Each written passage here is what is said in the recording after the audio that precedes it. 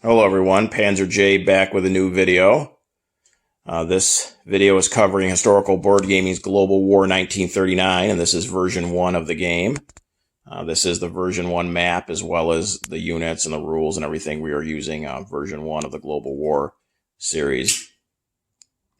In this particular game, there's 3 of us playing. I have taken on the role of the Allies. So I'm the United States, Great Britain, Russia, France, National and Communist China, Anzac and the Far East Command, and then a couple of my buddies have split up the Axis. We have the Incredible Falk as the Japanese Empire, and then Agent 367 is Germany and Italy.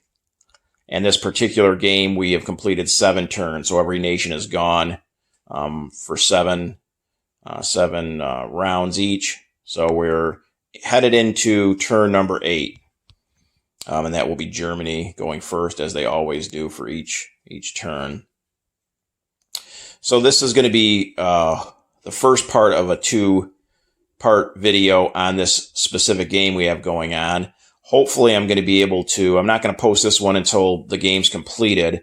Hopefully I'll be able to edit these together to make one long video that will cover the entire game, although no promises. I'm not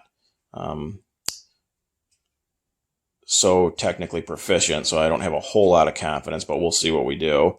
So I'm going to talk a little bit about some of the moves I plan on making the next couple turns. Not worried about giving any secrets away to my opponents because, again, this video won't be posted until the game itself is completed. So we can kind of see how accurate some of my predictions were and if some of my strategies paid off. Can't really speak to what my opponents plan on doing, obviously, so they've got their own ideas. But again, we'll talk a little bit about what I'm going to try to do with the Allies here. So if we're looking at the European side of the map, we'll start with Russia.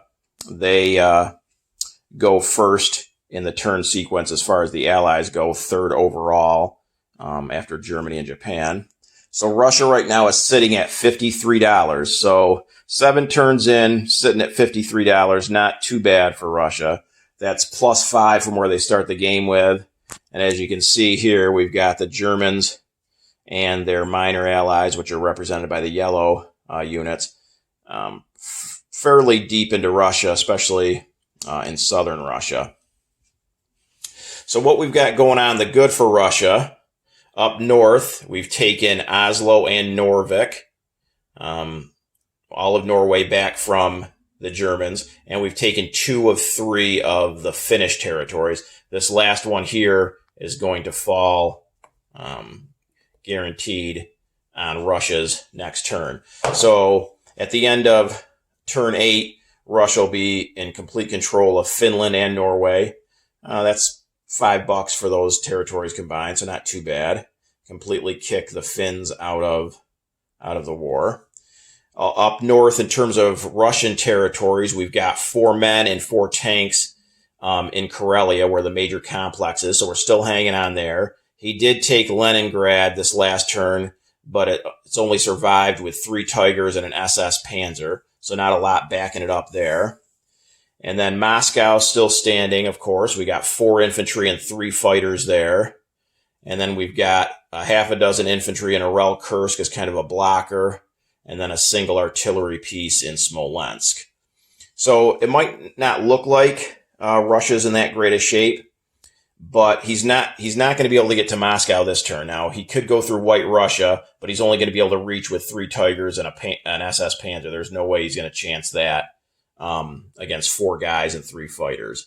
So he's not going to attack Moscow this turn, no way. So I'm going to put 10 guys from Russia's build in Moscow, 5 in Karelia, and 3 in Stalingrad. So if he did decide to attack Russia on the following turn, he'd be going up against 14 Russian infantry, 3 fighters, and as I'll explain when I get to Britain, 5 British fighters will be there too. So I don't even think he's going to be able to take Moscow on the following turn, which would be turn 9. If you look here at what he's got going on in Russia, he does have the Tigers and the SS Panzer up in Leningrad, and then he's got a half a dozen tanks down here on the border with Poland. But other than that, a few planes as well, and everything else is just infantry. So they're only moving one space. They only attack at a 2. And if you kind of look back into Poland, Romania, Hungary, Bulgaria, he doesn't have hardly anything at all on the board that's going to start making its way into Russia. So if I can take out these panzers, either because he attacks Moscow when I'm too strong for him, or I launch a counterattack when he gets a little bit closer, he's not going to have a whole lot backing that up. I can go on the offensive and start taking some of these territories back. So I think I'm in really good shape. He hasn't been able to put everything into the Eastern Front. And we'll talk about that a little bit once we get to Britain. But Russia's not doing too bad. We came down here as the Russians, took a couple of pro-Allied countries down here. He does have these Italian units ready to kick down the door in southern Russia. But again, he's not going to be able to move very far. He's got one tank and some men and an artillery. And then in the Far East, just within the last couple of turns, Russia's gotten on the offensive. The Incredible Falk as the Japanese had attacked Russia a couple turns ago. So Russia and Japan are at war. And he didn't have a whole lot as far as ground units up in Manchuria, Korea area, or down into China. So I've since counterattacked. I've got Russia's taken 4 of the territories in Manchuria. I've started coming back into China down here. I've got 3, 4 mechs, 5 guys. Those were all built from the Novosibirsk factory. And as you can see, again, he's got 5 veteran infantry here in this Chinese territory, and then a healthy stack of guys over here, but nothing else really in China. So I'm going to be able to start using some of these mechs to spread out and take these undefended Japanese territories. These guys, this stack of guys is definitely something to worry about, but they only can move one space at a time, so he's not going to be able to get very far. So Russia's going to be able to take up some more territory in China. So I actually kind of like where I'm at with Russia. And I think 2 turns from now, Germany especially is going to start feeling the crunch. Then talking about Britain, we're down to just $31 as the United Kingdom. So this is where we're kind of taking a little bit of hit. And if we look at Africa, you can see the Italians have went totally wild in Africa. They've taken all of Africa minus South Africa, which that'll definitely fall on Italy's next turn. So that's a little bit of a problem. They've taken Cairo. They've taken Transjordan. They're up into the Middle East now over here. And if you look, Britain doesn't have a whole lot on the board. They've landed 7 guys and a couple of artillery in Bordeaux. I got a stack of 8 transports, a battleship, and 4 destroyers. And then you've got 3 guys over here in Quebec. And that's all Britain has on this side of the board, other than what's down in South Africa. And we're going to talk about in a minute what we're going to do with that. So it might look like Britain's in a little bit of trouble. But what I plan on doing here is I'm going to pull out of Bordeaux. He's only got 4 infantry and some planes that can reach. So I don't think he's going to want to risk all those planes to take out these men and these artillery. I think he's going to wait a turn to build up. So as he builds up this next turn, I'm going to pull all these out except for a single guy. And I'm going to come back here to Liverpool. So I'll have 6 of the 8 transports, the men, and the artillery here. The other 2 transports are going to come 1, 2 off of the coast of Quebec to be in a position to pick up these 3 guys. Okay. With my build of $36, I'm going to put down 4 tanks in Liverpool. And that's it for my build. Then these 5 British fighters that are over here in Finland are going to fly over to Moscow to help back that up. So that would give Moscow and the Russians, after the Russian build of 10 infantry go down there, they'll have 14 infantry and 8 fighters to defend against whatever Agent 367 wants to throw at them. So again, I don't even think he's going to attack Moscow on the following turn, and that'll just give me another turn to build up a shit ton of infantry in Moscow. So that's all that Britain is going to do on their turn. Then the United States, on this side of the board, we've got 6 transports with 6 tanks and 6 men. We've also got a couple of fighters in Washington, and then they have a fighter and a tactical in England. So what I'm going to do on the US's turn is I'm going to buy 5 more transports with 5 tanks and 5 men. I am then going to move all this up 2 spaces to Nova Scotia outside of Quebec here. So then on turn 9, he's not going to have this coast very well defended. He doesn't have much that he can put down there. So between Reims, Normandy, and Bordeaux, one of those is going to basically be completely undefended. So then on turn 9, with all the stuff I pulled back to Britain, the 4 tanks that I purchased, the 2 transports that are going to be over here with 4 guys total, I'm going to be able to land all that back into one of these French coastal territories, whichever one is the least defended. So that's going to be roughly 10 British infantry, 4 tanks, and 2 artillery are going to land in France. Then, before he can attack them on turn 10, at the end of turn 9 on the USA's turn, I am then going to come over. They're going to be here, transports with tanks and men, 1, 2, and I'm going to land to back up whatever territory the British landed in. So the U.S. is then going to back up those 10 British infantry, 4 British tanks, 2 British artillery, with another roughly dozen tanks and men. So there's no way then starting turn 10 when he wants to try to counterattack, there's no way he's going to be able to take that force out. Now, also, I forgot to mention that the U.S. is going to have these planes to land, 3 fighters and a tactical. So there's no way, if you take a look at what he's got over there, he does have some tanks and mechs here. Even if he does bring them over this turn to kind of defend against France, he's only got this minor factory in Paris. That's not going to produce much, three units. So he is going to have a sizable U.S.-UK combo force landing in France that there's no way he's going to be able to expel it. There's just no way. You know, you're going to be talking about 22 guys, about 15 tanks, 4 planes, a couple artillery. There's just no way. So once that force has landed in France with that much power, he's going to have to start diverting, if not all, most of his resources, pumping units into Berlin and Stettin to counterattack what I've got going on here, which that in turn is going to mean he's going to hardly put anything at all on the Eastern Front, and that's going to allow the Russians to start counterattacking and taking back this territory the Germans have taken in Russia itself.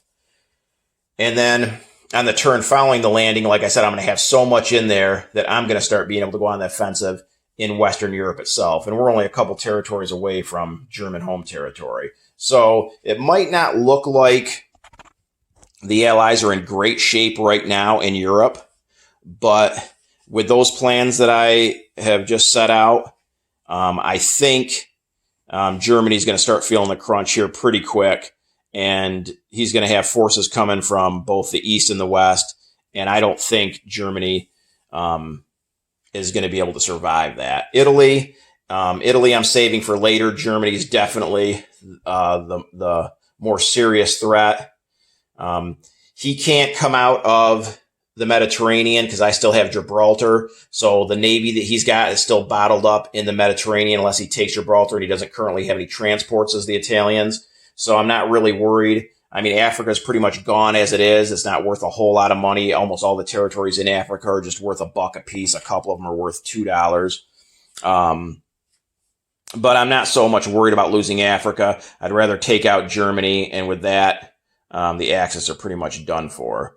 So that's what's kind of going on, and the plans I've got over here from the United States, the UK, and Russia for the next couple of turns. The last thing on this side of the board is this British Navy I've got down here off of South Africa. That's 2 battleships, a loaded carrier with a fighter and a tactical, 4 cruisers, and I believe 8 destroyers. That's a pretty sizable Navy. What I'm going to do on this turn 8, is bring those over to India. So they're going to go 1, 2, 3. So they're going to be here outside of Madras, where there's a naval transport, so that'll give them the extra movement up to 3 again. And that Navy, I think, is more than, maybe not more than enough. It might be a close battle, but I think it's enough to take out this Japanese Navy that the Incredible Falk here has outside of Calcutta. He's got 2 carriers, 3 fighters, 1 veteran, a tactical, Yamato battleship, and about 8 cruisers. So I think I have the advantage there. If not, it's about 50-50. So once I move this British fleet over, start applying some serious pressure to the Japanese outside of Calcutta. Now, if you look at Calcutta and the area surrounding it, he's got a bunch of men here. He's probably got about 15 guys right at the doorstep of Calcutta. And then he's got a bunch of planes. He's got some transport so he can land the guys by transports, which would give him shore bombard. But if you look at what I've got in the Far East Command here in Calcutta, it's about 5 infantry. There is a fortress. So those guys will go up to 5 for defense, plus the fortress will give me 2 rolls of 5 on the first round of combat. And this big stack, these are all tanks. There's about 19 tanks right there. So I don't think, even with him moving all these infantry in, which are only going to attack at a 2, even with some of these planes he's got down here, I don't think Calcutta is going to fall this turn 8, which I think his plans are to go in there before I build up any more defenses. I don't think he's going to take it.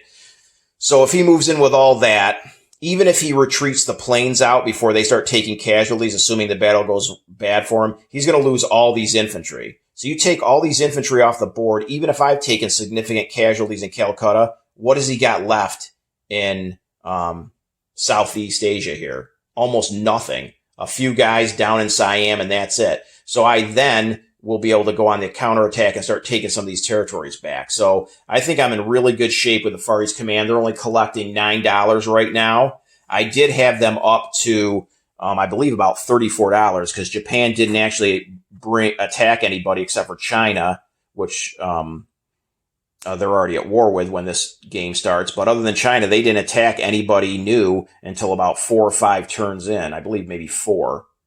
So, on second thought, I actually think it was turn 5. So at that point, I was able, as the Far East Command, to come down and start taking all these money islands up. And I was collecting all kinds of money for about 3 or 4 turns there. That's what allowed me to build up so many tanks. So I think I'm actually in good shape with the Far East Command, even though they're kind of turtled up. Over here for Anzac, I've got a stack of about 12, 15 guys, a fighter and artillery. So he's not going to take Sydney anytime soon. I mean, he does have a decent Navy down here, but he's only got a couple of transports. So those, with a few guys that could land, there's no way he's going to take Sydney. Anzac's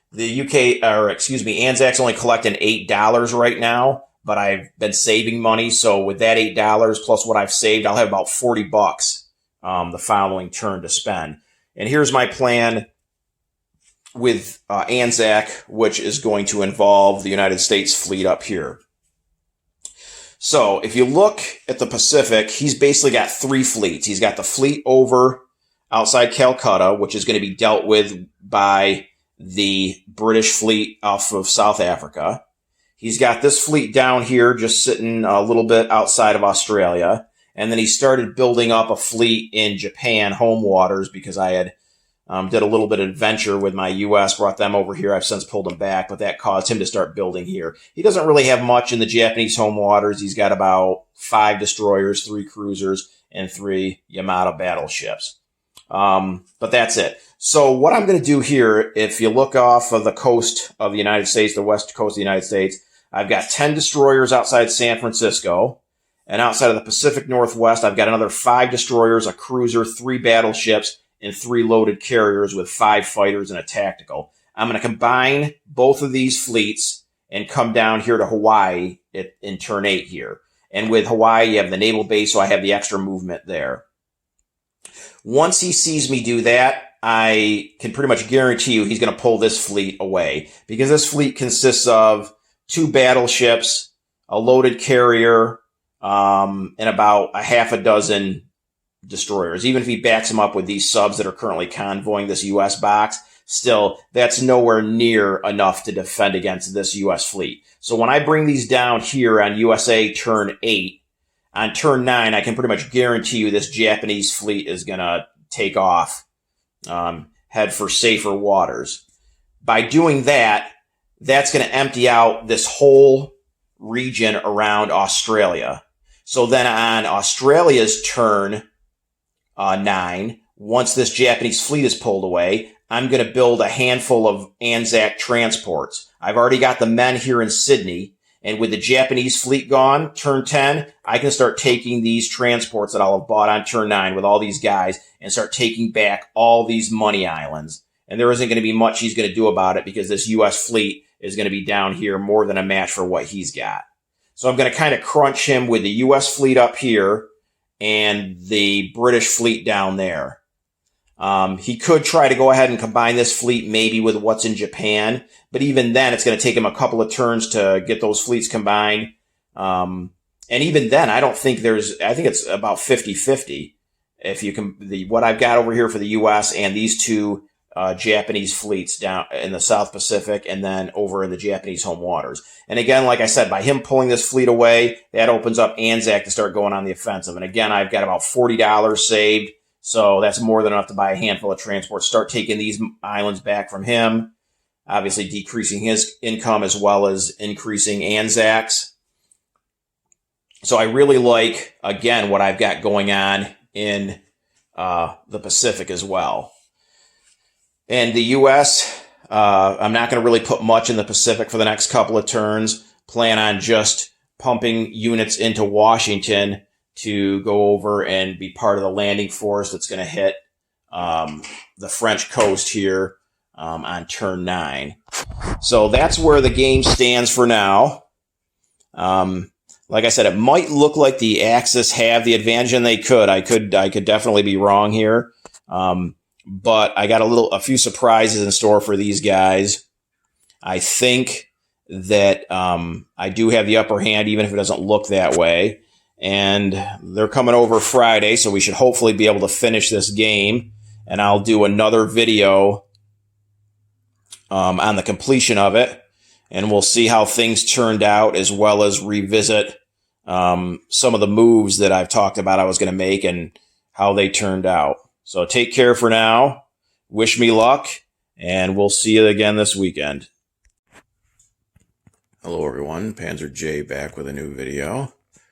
This video is going to cover the conclusion of game number 3 of Historical Board Gaming's Global War 1939.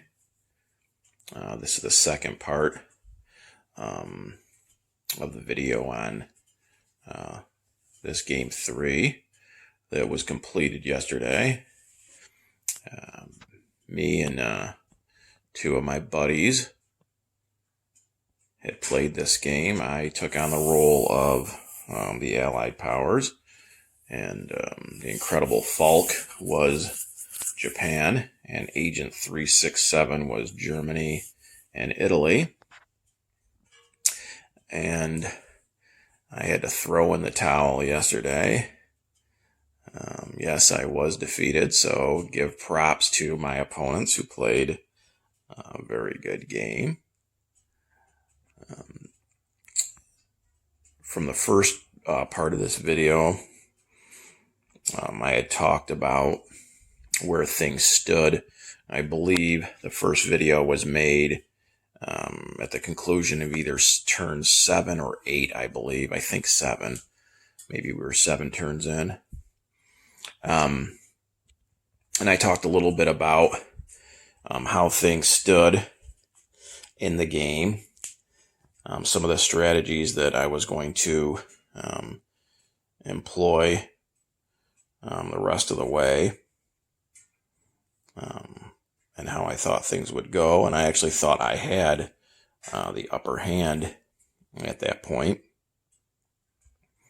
The Axis were on the march at that point in the game, but I thought I had a couple maneuvers that I was going to pull off that would have pulled the Allies through to victory, and that was not the case. Actually, the first turn that we played yesterday, which again, I think it was turn 8 maybe, that was definitely the decisive turn. That one turn right there basically sealed the Allies' fate as far as their defeat. And we'll talk about some of the specifics of that turn. But honestly, I believe that it was probably the turn prior to that, and that turn was the last that we had completed a week ago in the game. And actually, if I think back on the game as a whole and where things kind of turned, that that round actually kind of determined where everything else went after that. And again, I'll talk about that in a minute. But so if we look over the board a little bit here, you can see Japan is down into South America. So definitely never a good sign if you're the Allies and you've got Japan down here in South America. Scan over Africa. Again, not a good sign for the Allies when you see all these Italian, a couple of German roundels, but you see all these Italian roundels spread throughout Africa. Africa was completely Italian, except for a couple of territories up here. The British still held on to those, but they have no value to them at all, so who really cares about that? Into the Med here, again, you see no Allied ships throughout the Mediterranean. Gibraltar even went German. They took that. Spain is German, and we'll talk about how that happened. You go up here into Europe, and the Allies do have a couple of stacks in France. But if you kind of look, the Italians are in Paris. I did take Paris back the last turn, and then Italy came and just kicked me right back out. The Germans got a bunch of stuff. Some tanks, including Tigers, and some men, and some regular medium tanks, all in Germany. And then if we look over at the Eastern Front, all that yellow is the Axis minor powers like Hungary, Bulgaria, Romania. So all that is German, all the way up until basically the last territories that are worth any numerical value to the Russians. The Russians are down to just Novosibirsk in the Far East. Taking a look at what the U.S. and the British have. The U.S. not in danger, at least mainland United States isn't in any danger of an invasion. We got some destroyers up here, a bunch of transports off of Canada. And then in Britain, you got a stack of men, a bunch of transports ready to bring those over, a battleship, and a stack of destroyers there. So neither England nor the United States are in danger of invasion, but that's pretty much about the only good news for the Allies on the European side. We scan over to the Pacific side. Again, you see a lot of Axis roundels, in this case the Japanese, throughout the board. India down here, all of it's Japanese. The Italians even have made it all the way over here. You got the remnants of a Japanese fleet down here, a bunch of cruisers, a battleship, and a couple of carriers. China has completely fallen to Japan. Manchuria, I did have a few of those Manchurian territories taken back, and we do have the U.S. in Korea, but other than that, he had taken back, the Incredible Fulk had taken back all of Manchuria. South Pacific, all the Money Islands, as you see there, all Japanese. Wasn't able to take any of those back. I had originally had those at the first few turns of the game, but he had taken all those back, and I hadn't been able to get those since probably about turn 4 or so, 5 maybe. Down here in Australia, Australia is still holding on. You got a big stack of guys, probably about 15 guys here, and I had just bought 5 subs on the last turn. I was going to maybe do a little bit of damage with those. He's got a tiny Japanese fleet down here off of New Zealand, a handful of destroyers and a couple battleships. I've got this big U.S. fleet here, in these two sea zones here. That's altogether 3 battleships, a cruiser, about 15 destroyers, and 5 aircraft carriers, with a total of 9 fighters and a tactical. So that was definitely going to do a bunch of damage down in the South Pacific. But then if we look up here, he's got Japan on the march. He actually landed in the United States, up here in the Pacific Northwest. He had landed there, so I had to react by building tanks and mechs. Obviously he's only got a couple guys up here, so they were going to be kicked right back out this turn, but that was just going to cause me to obviously have to spend a bunch of money on ground units in the United States to repel that. Plus, as you can see, he's got a handful of transports he built the last turn along with a bunch of guys. So they were going to go 1, 2, 3 and just land right back.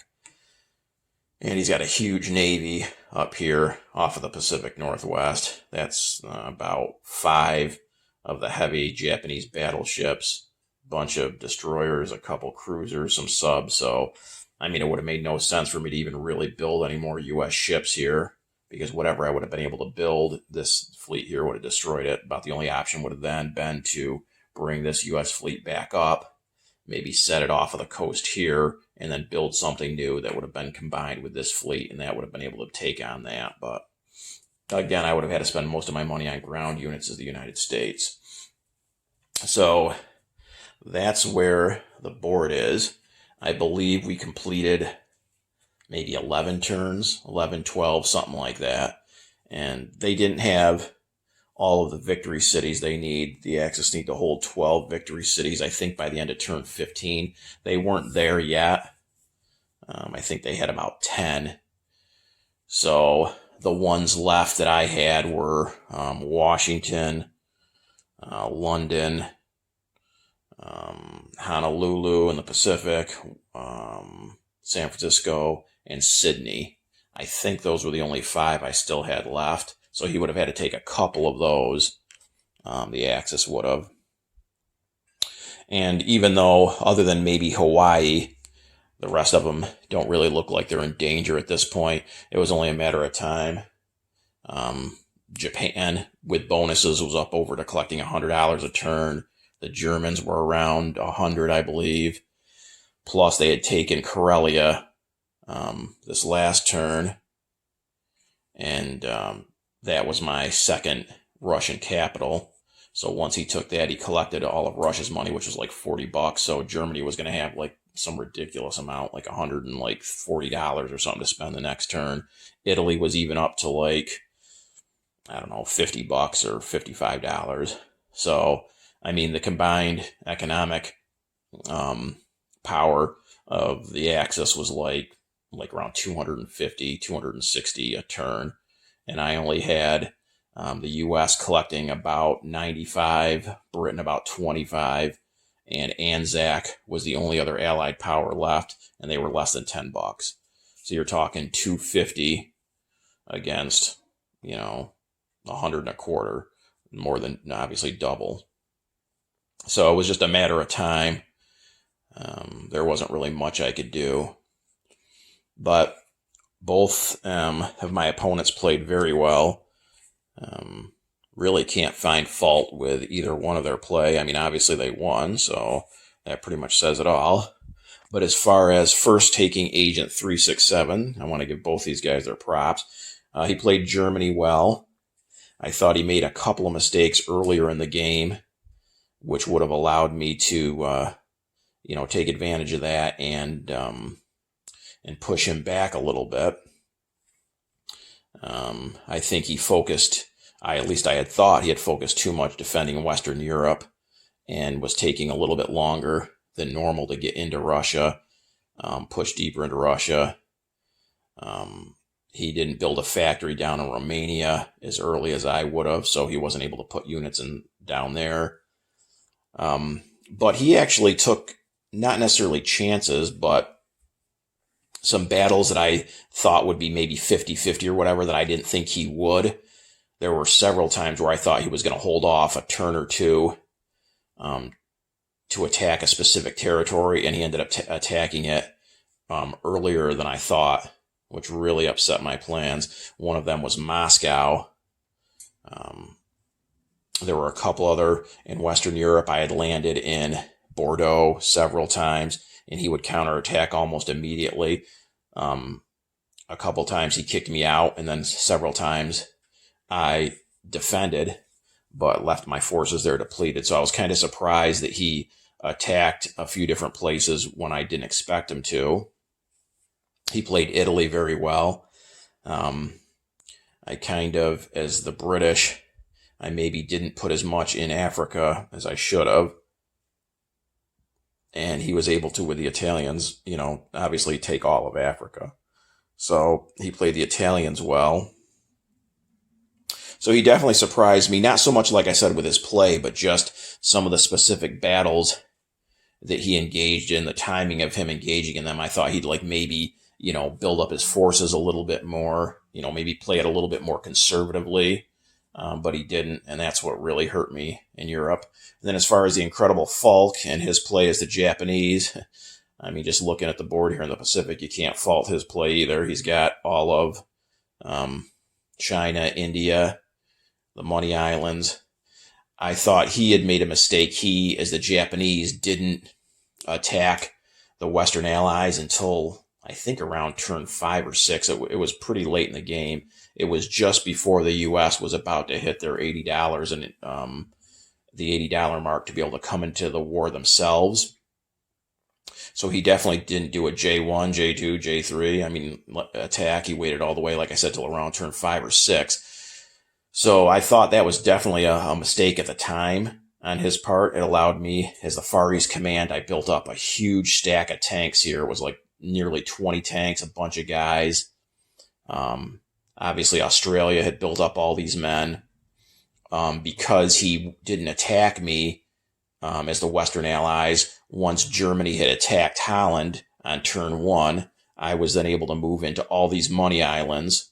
So for about the first 3 or 4 turns, I had the Far East Command up to something like $35 or more a turn. So I was collecting a bunch of money as the Far East Command. So I thought that was a mistake on his part. For the first, like I said, 4 or 5 turns, he just concentrated on taking out China and then just kind of maneuvering around the board and leaving me to build up my forces. But it still ended up working out for him. He was obviously able to take out India, the Far East Command. He took all of China, and he had even taken out a bunch of the Russian territories here in the Far East that I had since taken back. But so his strategy of holding off worked in this case. Probably not something I would do as Japan, even though it did work out for him. But like I said, you can't complain about the results, I guess, if you're the Axis. So that's how things stand. Like I said, I surrendered. It was about turn 11 or so. And then specifically, turn 7, the first turn that we played yesterday was the decisive turn, and there were 2 battles, each one of them, the Germans, Agent 367, and the Incredible Falk is the Japanese. Each of them launched an attack that basically crippled me. And I mean, I probably could have called the game at that point, honestly, at the end of that turn 7, because it was already over. So what the Germans did was, in Moscow here, all these border territories were still mine at the beginning of turn 7. He had a bunch of guys and some tanks down here. Not a lot of tanks, a handful. And then here in Leningrad, he had 3 Tigers and an SS Panzer.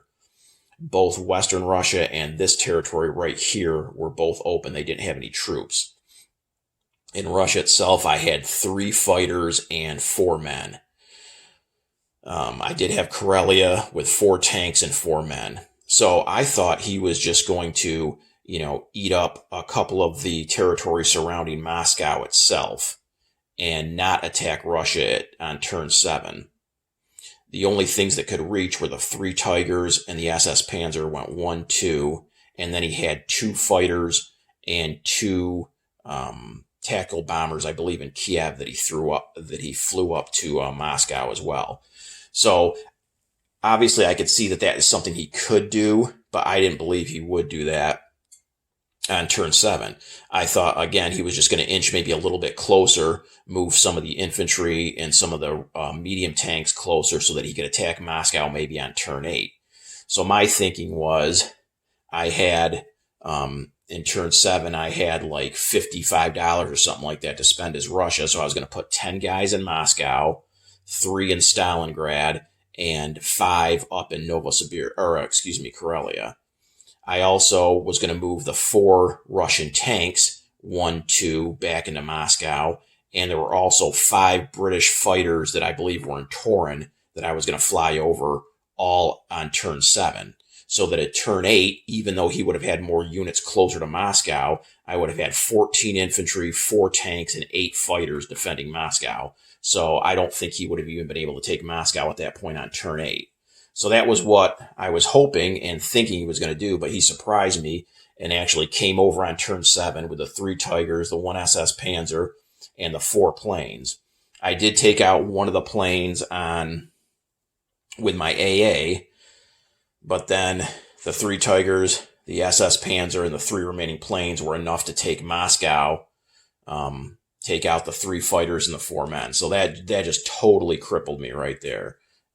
It not only obviously upset my plans, but so Russia is able, once Moscow falls, one time they're able to declare a second capital. So that is what I did. So Russia wasn't completely out of the game and they were able to still produce units. But once Moscow falls, the money doesn't go to the Germans or whoever takes Moscow, but the money all goes to the bank. So I lost like $55 that turn.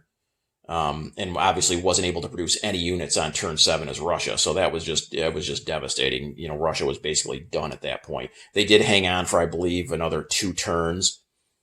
And I was able to produce units one more turn after that, but there was just no way. So that really, killed me, because basically what I was thinking is if he didn't attack turn 7, I built all that stuff in Moscow, plus flew the British planes over. Now Moscow is so well defended that there's no way with what he had, because he didn't really have a lot of powerful units. A lot of it were just mostly Axis minor infantry. So Moscow would have held on. So he would have continued to have to pump money and resources into the Eastern Front to eventually try to take Moscow. It would have taken him several turns to move all that stuff over. And in the meantime, I had a huge invasion fleet from both the British and the United States combined to land in Western Europe on turn 8. They were going to land. So at that point, he would have then been crunched between the two. So I really think that if Moscow hadn't fallen on turn 7, that I could have really turned the tide against Germany. But once that happened, I was pretty much done. And again, I saw that he could do that, but I totally didn't expect him to. So, and really, the seeds of my defeat, even though it came on turn 7, it was really the turn before that, on turn 6, where I really got screwed, because I can't remember exactly what I had, but I had a handful of men and a handful of tanks in Karelia, and he had taken Leningrad on turn 6, and what was left in Leningrad was the 3 Tigers, the SS Panzer, maybe a second SS Panzer, and like a few infantry. So I went ahead and attacked Leningrad on Russia's turn 6 with everything I had in Karelia, along with the fighters from Moscow. And if I could have, the odds were in my favor, and if Leningrad would have fallen on turn 6, he then wouldn't have had the ground units to reach to get to Moscow on turn 7. So it wouldn't have mattered, even if I had almost nothing in Moscow at all, he wouldn't have had the ground units to reach it, to take it. So then I would have survived turn 8. And again, on turn 7, I was going to put all those men down there. So that really is what, that was really the turning point, was turn 6, when I didn't take Leningrad. I rolled bad. I took out the infantry that were there. Obviously, he took them as the casualties. And I believe I took out 1 SS Panzer, but that was it. So that was really what doomed Russia, was that turn 6 attack into Leningrad. If that would have fallen, again, he would have had no ground units to reach Moscow on turn 7, and it would have given me that breathing space. So that's what spelt the end for me, was that failed attack into Leningrad on turn 6. But turn 7 is where he, completed. Really, the writing was on the wall at that point once Moscow fell. And over here, I had built up quite a bit. I don't think he saw that I was going to do a 1-2 punch with the British. He did attack Bordeaux on turn 7.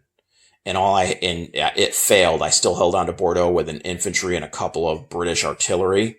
So I pulled all that back into Liverpool because I had all these transports that could still bring it back. Over here in the U.S., I had 6 transports, 6 tanks, and 6 infantry.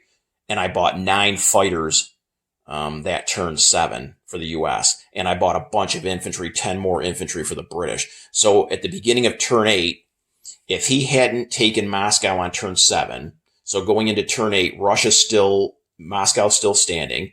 There's a bunch of a bunch of infantry and fighters in Moscow. So he's still worried about that. And then on turn 8, on the 1-2 punch, the British land into Normandy with about 14 guys, a couple artilleries. Then before he can eject the British on the U.S. turn 8, I come over because I had put them up here in Canada on turn 7. 1, 2, 3, and they land with 6 U.S. tanks, 6 U.S. infantry, and altogether, counting the fighters I bought plus the ones that were already in London, 12 fighters, which you see that stack of them still there in Normandy, and a U.S. tactical. So he would have had altogether about 20 infantry, 6 tanks, a dozen fighters, and a tactical, all sitting in Normandy, with Russia still in the game, Moscow still standing. So he would have been in, I think, big trouble there, and that's what I expected to happen. But again, he took Moscow a turn earlier than I thought he would attack it, and that upset that. Over here in Japan, or over here for the Japanese and the Incredible Falk, again, turn 7 spelt the end of any chance of an Allied victory. He had about 15 Japanese infantry here in this territory outside of Calcutta. He had a bunch of transports, basically what's left of this navy was sitting outside Calcutta. And with the transports, he could then do the shore bombard with the cruisers. At the time, I had a fortress here in Calcutta, I believe half a dozen infantry and 19 tanks. So I knew he was going to try to attack here on turn 7. I didn't think he would succeed. I thought 19 tanks, that's 19 sixes, defending at a 6, plus the 6 infantry, the 2 hits, the 2 shots for the fortress on turn 1. I didn't think he was going to take Calcutta. I knew he was going to try on turn 7. He also had a ton. The thing that killed me in this battle was he had a ton of planes. He had about 8 bombers, that's 8 8s. He had a couple of tacticals, a couple of veteran fighters, and a couple of regular fighters. So it was mostly that. And obviously he used all that infantry as cannon fodder. That all took the hits that I rolled on him. So that happened. So Germany goes first in the turn. They take Moscow. Then Japan goes second, and he ended up taking Calcutta. Calcutta. I did inflict quite a few casualties, but not necessarily that he rolled spectacular and I rolled bad. It wasn't that. I mean, it maybe was a little bit of that, but it was mostly just, I guess maybe I didn't calculate things correctly. And the odds, I guess, were in his favor once you factored in all the Air Force he brought over. I think my AA even took out 2 or 3 of his planes, but it still wasn't enough. He lost almost all the infantry, but Calcutta fell. So here you go. You're now starting the Allies turn 7 after Germany and Japan's gone, and Moscow falls and Calcutta falls.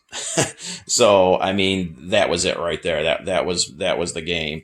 I mean, in Europe at that point, I've got Russia still in the game because, like I said, they moved their capital, but no money to spend that turn. They lost $50-something to the bank, so Russia's pretty much shot. Britain is only collecting around, at that point, $30, $35 a turn, and they've lost pretty much all of Africa. And the U.S. is still strong, but they're having to ferry units and whatever across the board. So And once Moscow falls, he still has a little bit of cleaning up and mopping up to do in Russia, but not much. So now he's starting to pour all his resources, which is considerable, into Western Europe to now, guard against my landing. So that just crushed me. And the other thing that I wasn't thinking about is that once Moscow fell, he already had Leningrad. He already has Paris. So now Spain becomes pro-Axis. So not only does he take Moscow, I lose all that money. I don't have a second front to draw his attention away from my landing in Western Europe. He now gets, by just moving a German unit into Spain, he now collects all the all the Spanish ground forces and the considerable Spanish Navy. So that was a double slam with Moscow falling. So that was it for the European side.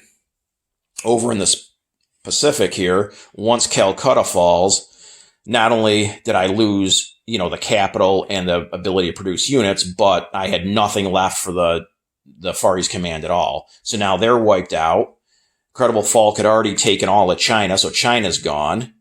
Russia can't spend any money in the Far East, so they're not a factor. So all I've got left is the United States and Anzac. And the United States is obviously spending most of their money in Europe to try to build up a force to invade Western Europe. So, and at that point, he had, besides the Navy that's still here off of New Zealand, he had a few other ships. So I wasn't able to build anything really but infantry, because any ships I put down as Anzac, he would have killed right away.